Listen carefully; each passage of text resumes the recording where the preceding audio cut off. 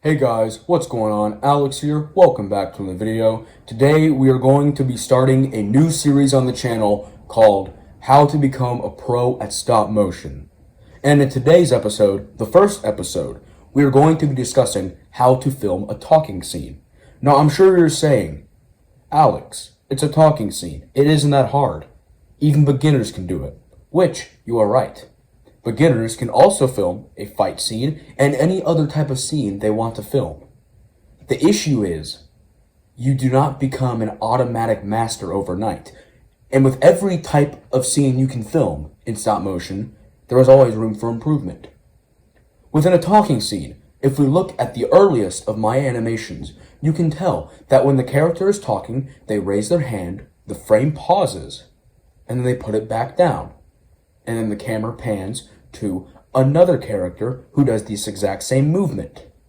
Now, if you are a beginner, this is good for you, and I would recommend to continue practicing this until you feel ready to move on to the next step, which I consider intermediate. Intermediate talking scenes are a little bit difficult. Let's just say a step up from the first, easy, novice level talking scene. Where now, when we have the character raise their arm up, we also include another arm raise and an arm raise going down. And we also will start including various camera shifts of the talking scene, so a frame is not there for too long. That way we can keep the viewer's interest. We also want to keep the movement in the figure somewhat fluid. Because if we cannot capture our own interest in a stop motion, how are we going to capture other people's interest? Now, the final, and what I view as the advanced level of making a talking scene, is being more diverse with the camera and arm movements.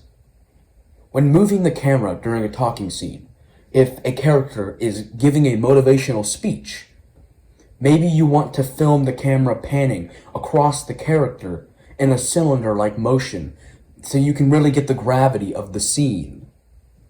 Or if you want to convey a character's angry or happy or sad, by applying sticky tack to the character's arms, you can move them in a more variety of different positions that the initial Lego figure does not give you, so you can make your character more fluid and lifelike. A talking scene is very important in every story. Some stories don't need a talking scene. Some are silent films that convey the message in different ways.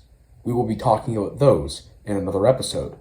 But in this episode, we're talking about talking animations. And the majority of animations that are out on YouTube need some sort of dialogue to move the plot forward. And you want to make sure that your dialogue is not long and continuous. You want the dialogue to get to the point in order to keep your viewer's attention. If you have a character who is spewing on about something, that's okay. But if you're going to do that, you do not want a long, continuous pause frame on the figure for however long they're talking. You want to move the camera around in different angles and positions. So a person watching your film does not feel that they are just staring at the same object. You want to give the illusion that things are still happening despite it still being a character talking. And that's why you also want to have fluid motion, like I mentioned before. If you have fluid motion and you're moving the arms consistently and only taking a few seconds to pause before moving another arm or hand or head or a part of the body again, this will make your talking scene a lot more interesting to the viewer.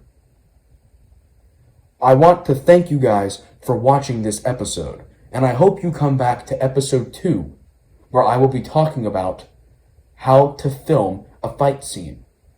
Now, I understand that is in a completely different direction than a talking scene, and that there are different things you have to do to warm up to a fight scene.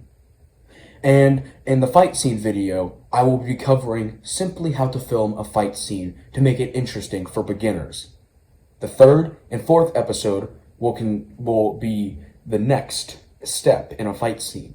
Because I think that each fight scene, from beginner to intermediate to expert, all need their own video to be discussed and explained.